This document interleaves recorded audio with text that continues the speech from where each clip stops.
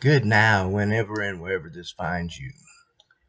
This is the fourth video in a series of 8 from an event in Dallas, Texas in 2019 called America in One Room. This video focuses on the environment and global crisis. So there is quite a bit of energy in the room, so let's go and check it out. I could waste the rest of my life trying to convince somebody who's committed to misunderstanding me. When someone starts telling me that I can't eat beef, I mean, they've never been to South Dakota. We have miles and miles and miles of pasture land. Nobody wants to live there. They were wary when they came. Talking about politics. We brought them from all over the country. People from all walks of life, all political perspectives. You are surrendering 4 days of your life to what we think is going to be an extremely important exercise in American democracy. America in One Room brings a scientific sample of the nation to a single place where they can talk to each other in a civil manner. We've got enough people. People were lynched here. We're closer than you would at first think. We don't have to settle for the half-dead democracy that we have. Make Earth great Make again. Make Earth great again. I'm from Gregory, South Dakota.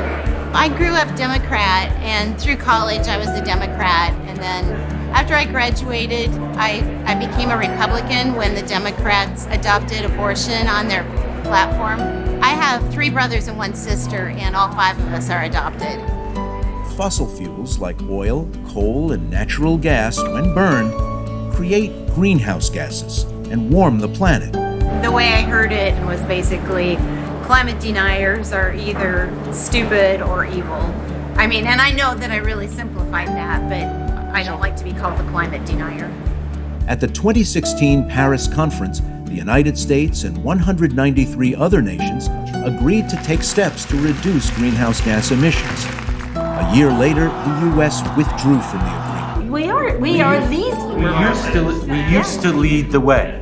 We don't lead the way anymore. But I think with great power comes great responsibility, and if the U.S. wants to be seen as the power of the world, then that comes with some responsibility that may not be equal to everyone else, but is maybe equitable. Well, I'm saying, I get what you're saying. If the environment doesn't get improved, water's going to go away, food's going to go away, we're not going to have an opportunity to feed everybody in the world. People are going to be worried about surviving. But the models that they're basing all this on are wrong. Man doesn't have that much impact on the environment. This is what I'm saying, that there's no more in the middle. But if man doesn't have that much impact on the environment, and they're saying that this Green New Deal, which expands government control over so much of the country, so you're looking at all this very expensive program, and it's not going to make any difference anyway.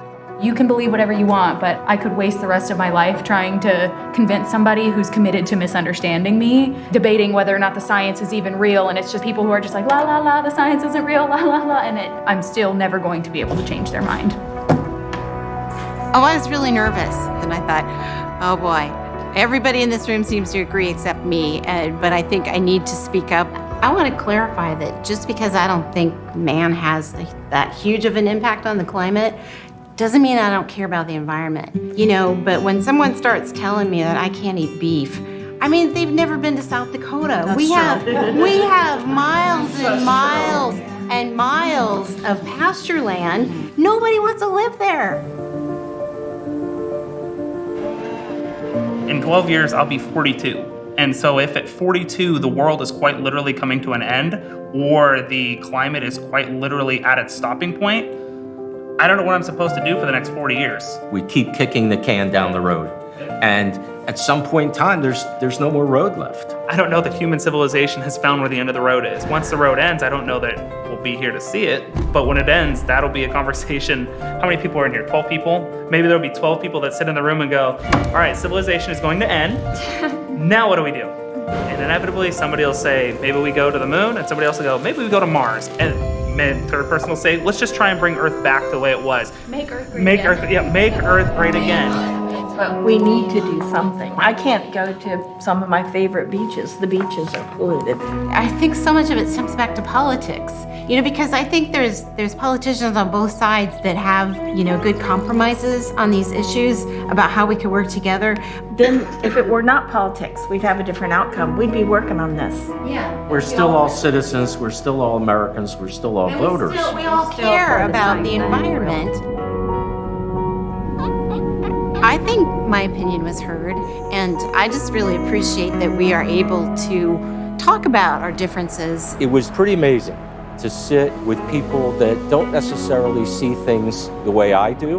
We're closer on a lot of things than you would at first think.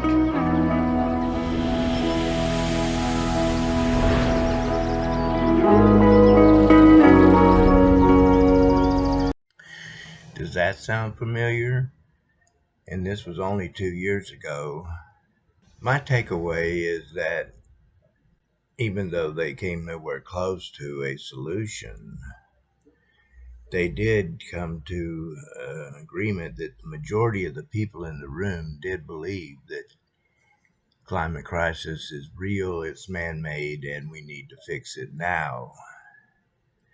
And like in today's media, the focus is on the one person who's denying. And she says, I don't want to be known as a denier. Well, that's because on some level, deep in her heart, she knows she's been tricked and that she's wrong. She's being called out and challenged probably more than ever, and she doesn't like it. But you have to honor her for having the bravery to bring her confused self in there to speak as an authority, as most of us are wont to do. And I, for one, am very guilty of pontificating as the authority on shit that I know nothing about.